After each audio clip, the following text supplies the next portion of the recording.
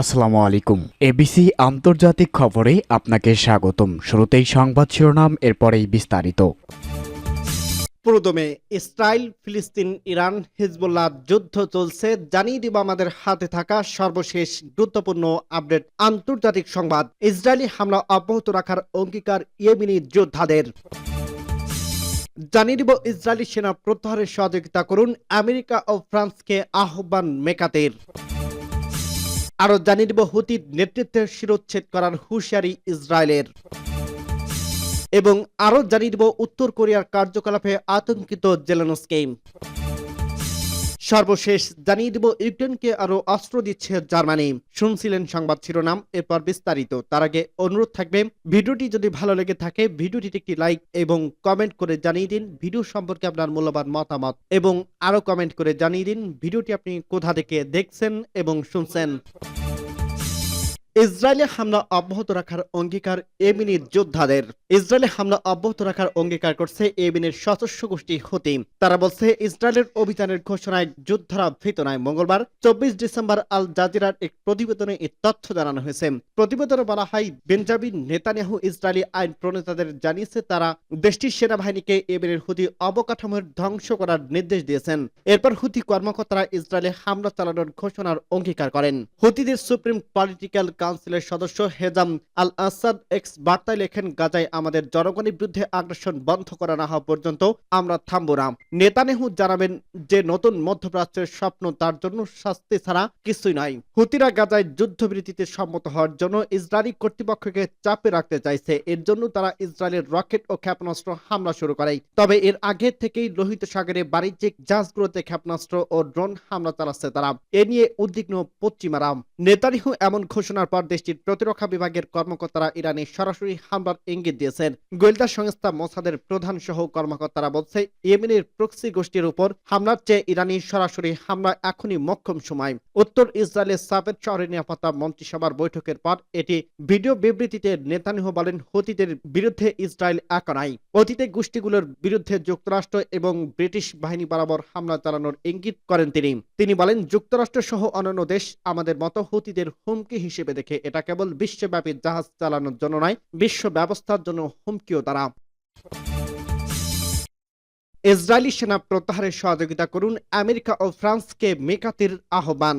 লেবাননের প্রধানমন্ত্রী নাজিব মেকাতি তার দেশের দক্ষিণাঞ্চল থেকে ইহুদিবাদী ইসরায়েলি সেনা প্রত্যাহার করার কাজে সহযোগিতা করার জন্য আমেরিকা ও ফ্রান্সের প্রতি আহ্বান জানিয়েছেন।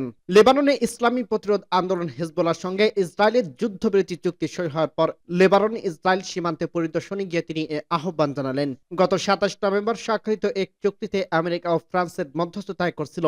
মেকাতি সোমবার দক্ষিণ লেবাননের সীমান্ত শহর খোয়াম পরিদর্শন করার সময় বলেন, লেবাননের সেনাবাহিনী যাতে তাদের দায়িত্ব পুরোপুরি নিয়োজিত হতে পারে সেজন্য ইসরায়েলি শত্রুকে তার সেনা প্রত্যাহার সহ সব ধরনের আগ্রাসন বন্ধ করতে হবে।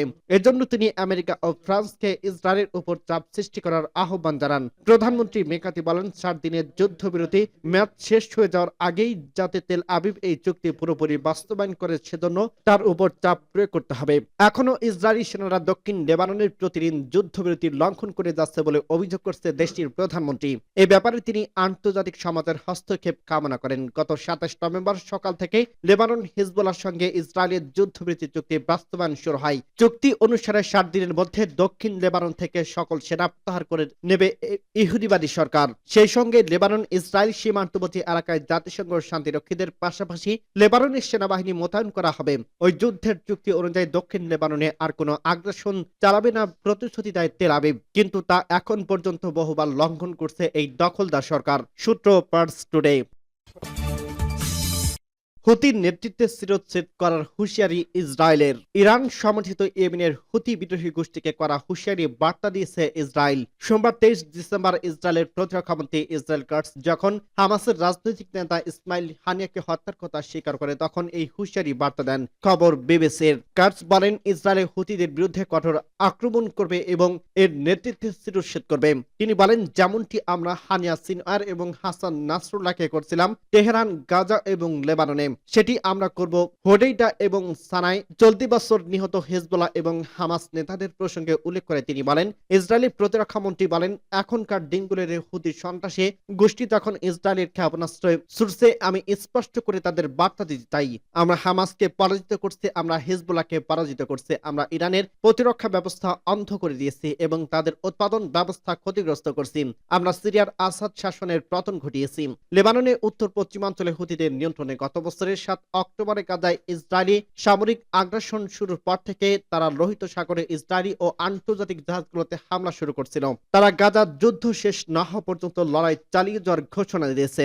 গত শনিবারে ইসরায়েলের সামরিক বাহিনী জানিয়েছে ইয়েমেন থেকে ছোড়া একটি ক্ষেপণাস্ত্র তারা ভূপাতিত করতে পারেনি এবং এটি তেল আবিবের একটি পার্কে আঘাত করছে। উত্তর কোরিয়ার কার্যকলাপে আতঙ্কিত জেলেনস্কি। ইউক্রেন যুদ্ধে রাশিয়ার হয়ে লড়াই করছে উত্তর কোরিয়ার সেনারা। তাদের অগ্রগতি দল ইতিমধ্যে 12 ধরনের অভিযানে অংশ নিয়েছে এবং ঘটছে হতাহতের ঘটনা। এ নিয়ে ইউক্রেন ও পশ্চিমা মিত্রদের উদ্বিগ্নতার মধ্যেই নতুন তথ্য এলো। সেই তথ্যে আতঙ্কিত ইউক্রেনের প্রেসিডেন্ট ভ্লাদিমির জেলেনস্কি। রয়টার্সের প্রতিবেদনে বলা হয়, স্থানীয় সময় সোমবার 23 ডিসেম্বর জেলেনস্কি দাবি করছে উত্তর কোরিয়া রাশিয়া আর সৈন্য ও সামরিক সরঞ্জাম পাঠাতে পারে। এতে যুদ্ধের তীব্রতা বাড়বে। ইউক্রেনের প্রেসিডেন্ট ভ্লাদিমির জেলেনস্কি জানিয়েছে রাশিয়ার তুরস্ক অঞ্চলে 3000-এর বেশি উত্তর কোরীয় সৈন্য নিহত ও আহত হয়েছে। পিয়ংইয়ং মস্কোর সেনাবাহিনীর জন্য আরো সেনা ও সরঞ্জাম পাঠাতে পারে। তিনি বলেন, উত্তর কোরিয়ার রাশিয়ার সেনাবাহিনীতে অতিরিক্ত সৈন্য ও সামরিক সরঞ্জাম পাঠানোর আশঙ্কা রয়েছে। এই ব্যাপারে সতর্ক থাকতে হবে। আমরা এই বিষয়ে কার্যকর প্রতিক্রিয়া দেখাবো। জেলেনস্কি তার শীর্ষ সামরিক কমান্ডার আলেকজান্ডার সিরিস্কির কাছ থেকে একটি প্রতিবেদনে পাওয়ার পর এক্স বার্তায় এসব দাবি করেন। জেলেনস্কি বিপুল উত্তর কোরিয়ার সেনা নিহত দাবি করলেও দক্ষিণ কোরিয়ার তথ্য বলছে অন্য কিছু। দক্ষিণ কোরিয়ার দাবি, চলতি মাসের শুরুতে রাশিয়ার পক্ষে যুদ্ধ শুরুর পর থেকে কমপক্ষে 100 উত্তর কোরিয়ার সৈন্য নিহত হয়েছে। পার্লামেন্টে দেশটির জাতীয় গোয়েন্দা সংস্থা ব্রিফ করার পর এমপি লি সুং কোয়েন সাংবাদিকদের একথা বলেন। তিনি জানান, আরো 1000 সেনা আহত হয়েছেন, তাদের মধ্যে থেকেও অনেকে মারা যেতে পারে। তিনি বলেন, হতাহতদের মধ্যে উচ্চ পদস্থ কর্মকর্তারা বলেন, সৈন্যদের ভূখণ্ড এবং ড্রোন যুদ্ধের সঙ্গে পরিচিতির অভাবে হতাহতের সংখ্যা বাড়ছে। উত্তর কোরিয়ার হতাহতের প্রথম রিপোর্ট এই সপ্তাহে শুরু করছিল। অক্টোবরের থেকে জানা যায় উত্তর কোরিয়া রাশিয়ার হয়ে যুদ্ধ শুরু করতে 10,000 সৈন্য পাঠিয়েছে। ইউক্রেনকে আরো অস্ত্র দিচ্ছে জার্মানি। রাশিয়ার ক্ষমতাকে দমাতে ইউক্রেনে আরো অস্ত্র দেওয়ার সিদ্ধান্ত নিয়েছে জার্মানি। সোমবার 23 ডিসেম্বর নতুন অস্ত্র প্যাকেজ ঘোষণা করছে অলাফ শলৎসের দেশ, খবর আনাদোলু এজেন্সির। জার্মানির ঘোষণা অনুযায়ী রাশিয়ার বিরুদ্ধে যুদ্ধে ইউক্রেনকে রক্ষায় বিদ্যমান সহায়তা বাড়াচ্ছে তারা। নতুন অস্ত্র প্যাকেজটি আগের চালানোর সঙ্গে সংযোজিত হবে। এবার পেতে যাওয়া অস্ত্রের মধ্যে রয়েছে 15টি লিওপার্ড 1 এবং 5টি ট্যাঙ্ক, 2টি প্রোপার্ড অ্যান্টি এয়ারক্রাফট ট্যাঙ্ক, একটি হাউইটজার, 2টি আইরিশ-টি অ্যান্টি এয়ারক্রাফট সিস্টেম এবং 2টি ব্যাটরিড ক্ষেপণাস্ত্র উৎক্ষেপণ ব্যবস্থা। এসব অস্ত্র ইউক্রেনকে যুদ্ধক্ষেত্রে বিশেষ সুবিধা দেবে বলে আশা করা হচ্ছে। ইউক্রেনের বিরুদ্ধে রাশিয়া সম্প্রতি ড্রোন ও ক্ষেপণাস্ত্র হামলা বাড়িয়েছে। প্রায় প্রতিদিন শহরগুলোতে রাশিয়ার ক্ষেপণাস্ত্র আঘাত হানছে। এই পরিস্থিতিতে জার্মান বিমান প্রতিরক্ষা ব্যবস্থা কিয়েভের জন্য অত্যন্ত গুরুত্বপূর্ণ, বা এটিকে আশীর্বাদ বলা চলে। বার্লিনের তথ্য মতে 2023 সালে অতিরিক্ত আইসিটি সিস্টেমের সরবরাহের প্রতিশ্রুতি দেওয়া হয়েছিল। এই প্রতিশ্রুতির বাস্তবায়ন করা হবে। এখন জার্মানি ইউক্রেনকে প্রোপার্ড অ্যান্টি এয়ারক্রাফট ট্যাঙ্কগুলোর জন্য অতিরিক্ত 65,000 রাউন্ড অ্যান্টি এয়ারক্রাফট ট্যাঙ্ক, গোলাবারুদ এবং অন্যান্য অস্ত্রের অতিরিক্ত গোলাবারুদ সরবরাহ করছেন। এছাড়া জার্মানি আকাশ থেকে আকাশে নিক্ষেপযোগ্য ক্ষেপণাস্ত্র সরবরাহ করবে। এই যুদ্ধ বিমানকে আকাশেই লক্ষ্যবস্তুতে পরিণত করতে আক্রমণ করতে সক্ষম। এ ধরনের আক্রমণ পরিচালনা করা গেলে খুব সহজে শত্রু বিমান ধ্বংস করা সম্ভব। এদিকে ইউক্রেনকে অস্ত্র সহায়তার বৃদ্ধি জার্মানিকে নতুন সংখ্যায় ফেলছে, কারণ ইউক্রেনে হামলার পর থেকে রুশ হুমকির মুখে আছে ইউরোপ। দ্বিতীয় বিশ্বযুদ্ধের পর এই অঞ্চলের যুদ্ধের দামামা আতঙ্কিত করে রেখেছে গোটা অঞ্চলকে। আশঙ্কা করা হচ্ছে অদূর ভবিষ্যতে সামরিক জোট ন্যাটোর সঙ্গে সংঘাতে লিপ্ত হতে পারে মস্কো। এমন পরিস্থিতির মধ্যেই নতুন করে জার্মানিতে হামলা চালাতে পারে রাশিয়া, এ আশঙ্কা করছে দেশটির সরকার। ঠিক কবে নাগাদ এই হামলা করা হবে তা নিয়ে সতর্কবার্তা দেওয়া হচ্ছে জার্মানি সরকারের পক্ষ থেকে। সম্প্রতি জার্মানির প্রতিরক্ষামন্ত্রী ব্যারিস পিস্টোরিও জানায়, নির্বাচনকে সামনে রেখে জার্মানিতে হাইব্রিড হামলা চালাতে পারে রাশিয়া। এজন্য দেশের প্রশাসনকে সর্বোচ্চ সতর্ক থাকার পরামর্শ দেন জার্মান এই মন্ত্রী। পিস্টোরিও জানায়, রাশিয়ার সম্ভাব্য হাইব্রিড আক্রমণের জবাব দিতে বার্লিনকে অবশ্যই প্রস্তুত থাকতে হবে।